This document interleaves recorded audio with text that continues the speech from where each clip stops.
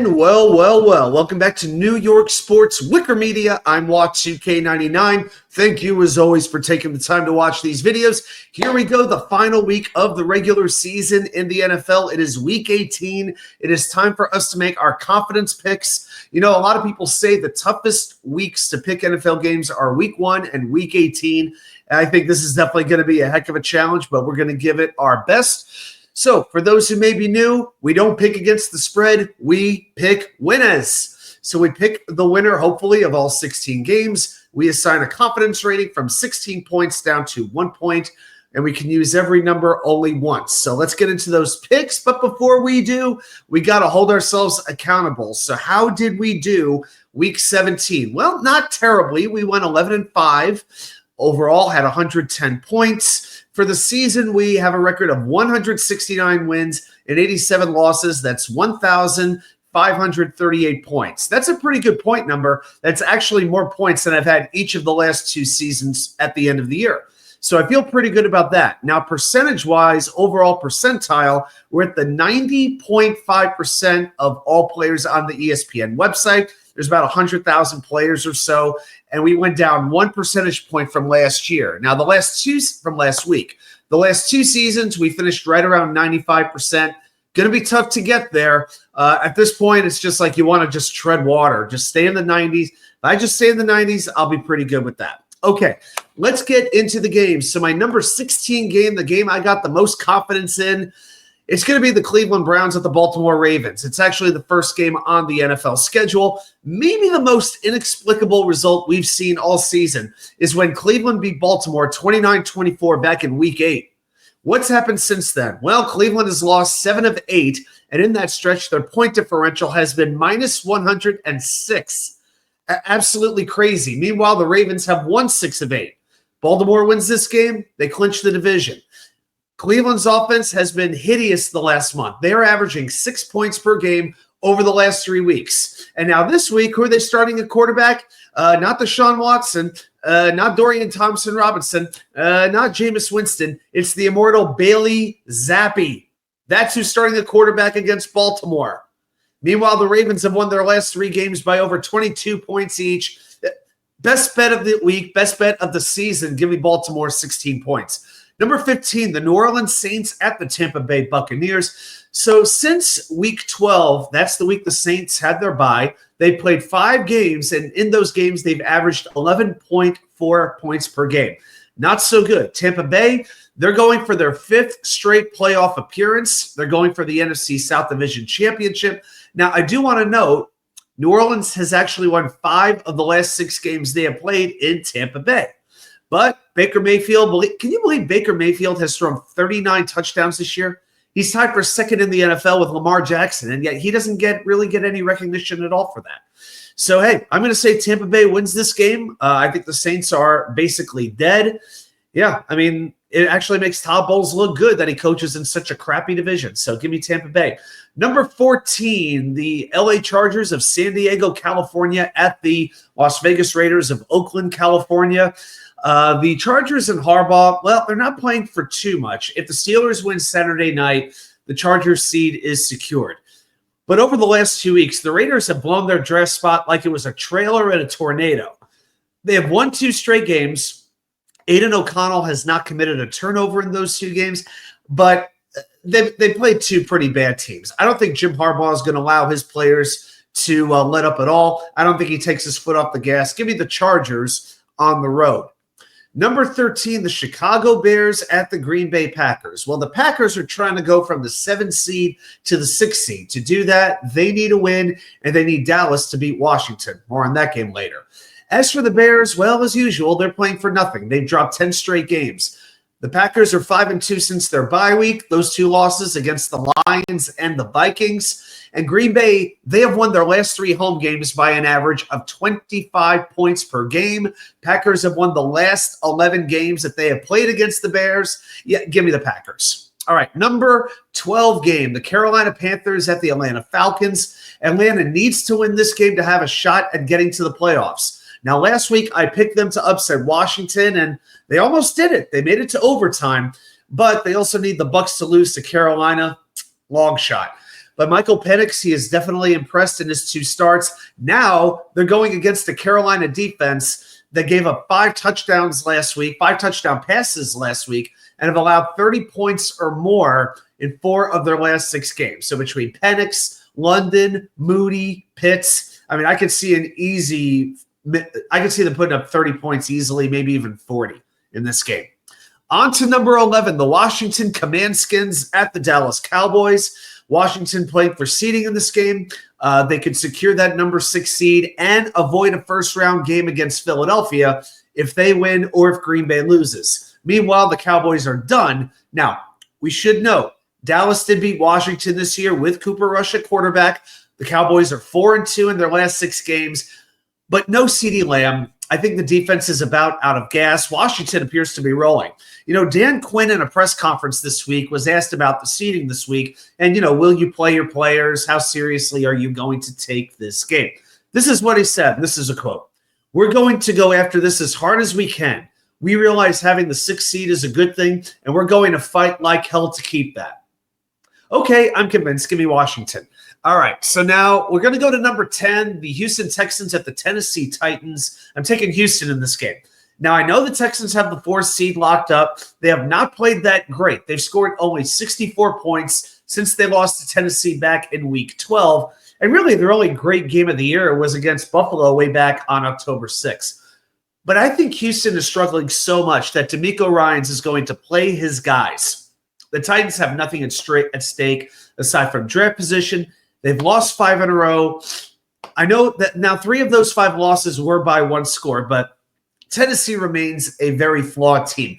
They turn the ball over. They take a load of penalties. Oh, and Will Levis is back at quarterback. Okay, and they could still secure the number 1 seed if they lose and New England wins against Buffalo, which is not exactly impossible. So give me Houston with my number 10 pick. Okay, from here on in, it's pretty difficult to make those picks. Those first ones I felt pretty good about. From 9 all the way to 1, it's pretty tough. So I'm going to start in the NFC West. Let's go to the Seattle Seahawks at the LA Rams. Now, Los Angeles has clinched the division. They've won 9 out of 11 games, so they're either going to be the 3 seed or the 4 seed, and their defense is doing really, really well. They've allowed 10 points or less in each of their last 3 games. However, Sean McVay announced on Friday, all resting for this game: Matthew Stafford, Cooper Kupp, Puka Nacua, Kyron Williams, Alaric Jackson, Kevin Dodson, Rob Havenstein on the offensive line.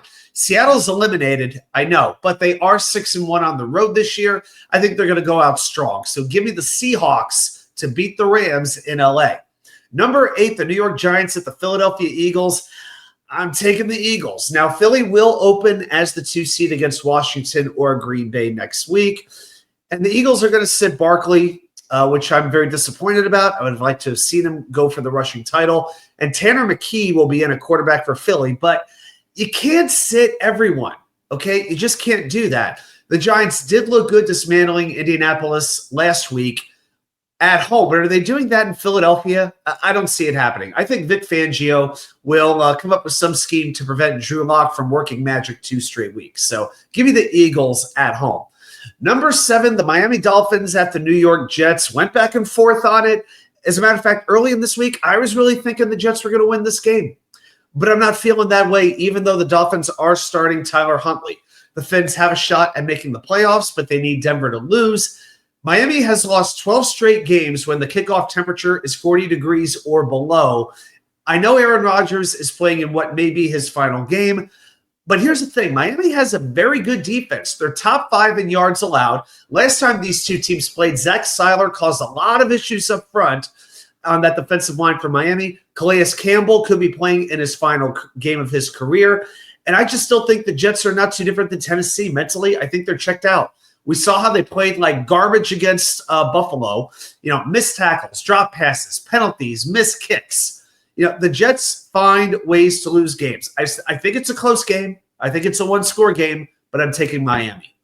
Number 6, the Jacksonville Jaguars at the Indianapolis Colts. You got just a lovely game here featuring 2 teams playing for nothing.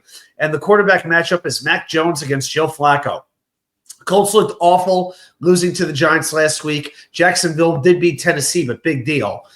I'm just going with this. Indy has won 5 of the last 6 games in Lucas Oil Stadium between these two teams.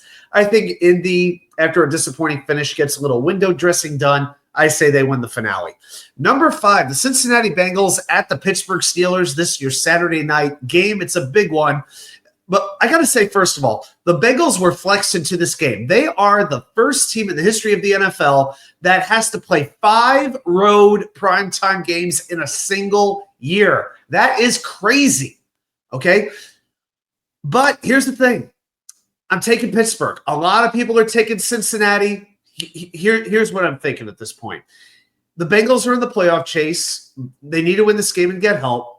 The Steelers are going to know when this game kicks off if they can win the division or not, depending on what the Ravens do, but it still can impact their seeding. I just can't see Mike Tomlin letting up. The Steelers have dropped 3 straight games. He doesn't want his team going into the playoffs on a 4-game losing streak. I know Joe Burrow has 3 or more touchdown passes in 8 straight games, but he's going to be playing with a little bit of a short deck. T. Higgins, Chase Brown are questionable to suit up for this game, and especially T. Higgins. When he's out of the lineup, the offense takes a step back. My heart says Cincinnati, my head says Pittsburgh, and I'm going with my head. Number 4, the Kansas City Chiefs at the Denver Broncos. Chiefs are starting Carson Wentz in this game. Of course, he's no Patrick Mahomes, but let's remember, he started the Rams season finale last year, and he led LA to a win over the Niners in a game where, the Rams were a pretty substantial underdog. Several players not expected to play: Travis Kelce, Isaiah Pacheco, Trent McDuffie, Chris Jones, George Karlaftis. I know the Broncos need this to get a wild card spot. They're in the postseason with a win or tie, if you want to go there, or if Miami and Cincy both lose. I'm a little worried about the game, though. I'm taking Denver, but I'm a little worried because the Broncos have failed to clinch a playoff spot the last 2 weeks. They've lost to the Chargers and the Bengals on the road. I don't think it's the layup for Denver that some people think, but I'm still going to give them the win. Number 3, the game of the week, the game of the year, the Minnesota Vikings at the Detroit Lions on Sunday Night Football. This will be the first time in 31 years that the top seed in a conference will be decided in the final week of the season in a winner-take-all showdown. The loser will have to travel likely either to Tampa Bay, Los Angeles, or Atlanta for the first of up to 3 road games. Okay, and I'll show you how important that is. So the playoffs expanded to 5 teams in 1978. Since then, 1 seeds have made 49 Super Bowls. 5 seeds have made 3 Super Bowls. This game matters. Now, these teams have a lot in common. They've given up a lot of yards through the air. And then you have 2 quarterbacks playing in this game who are in the top 5 in passing yards per game. Minnesota, I'll tell you what, I'm going with Minnesota in this game. They are 9-1 in one-score games this year. Their low loss being to Detroit. The Lions are 6-1 in one-score games. Here's one of the reasons I like Minnesota. Jared Goff is great against man coverage. Against man coverage, he's thrown for 19 touchdowns, no interceptions, but Brian Flores' defense plays a lot of zone. Against zone, Goff has 17 touchdowns, 10 interceptions. That Detroit defense is beat up. They're allowing 7.4 yards per play since week 14. That's the most in the league. And they're still struggling to get to the quarterback on a regular basis. All you need to know, Aiden Hutchinson has not played in the last 11 games. He still leads the team in sacks. Plus, I think Minnesota just has something to prove. They've been overlooked a lot this year. Comes down to the wire, but I'm going to say they go into Detroit and take this game. Number 2, the San Francisco 49ers at the Arizona Cardinals. The Niners have no wins this year against teams that are going to be guaranteed to be playing in the postseason.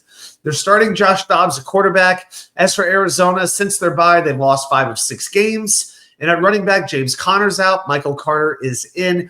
I'm going to take Arizona because they are a much better home team than they are a road team. San Francisco did play well against Detroit, but I'm going to say that was their last hurrah. It's been a tremendously disappointing season for them. I'm going to say Arizona takes this one at home. And finally, the game I've got the least confidence in the AFC East, the Buffalo Bills at the New England Patriots. The Bills have the 2 seed locked up. Josh Allen might get a series or 2, which means we'll see a whole lot of Mitch Trubisky in this game. For New England, Drake May has been limited this week in practice with a hand injury. He is currently listed as questionable. Now, the Patriots did play the Bills tough just 2 weeks ago, and that was in Buffalo. So why can't they do the same thing again if they're playing against a bunch of backups? I know the Patriots will get the number 1 pick in the NFL draft with a loss. They're on a 6-game losing streak. I know they've allowed 31 points per game, but at home, I just don't know if the Bills are going to go all out to win this particular game. I think they're going to sit a lot of players. This one's a bit of a toss-up, but I'm just going to go with the Patriots. And so that is it for Week 18 in the NFL. So we'll come back next week, see how we did. We'll make the playoff predictions for all 6 wild card games. But I want to thank everybody for watching. Please like and subscribe if you haven't already. We are so close to 1,000 subscribers, and I'm excited to cross that threshold. Also, check out my videos coming up about the Jets-Dolphins game. There'll be the video with the 5 bowl predictions and also the full game preview as well. Thanks, everybody, for watching, and I'll see you right back here with more content from you know where, the Wicker Chair.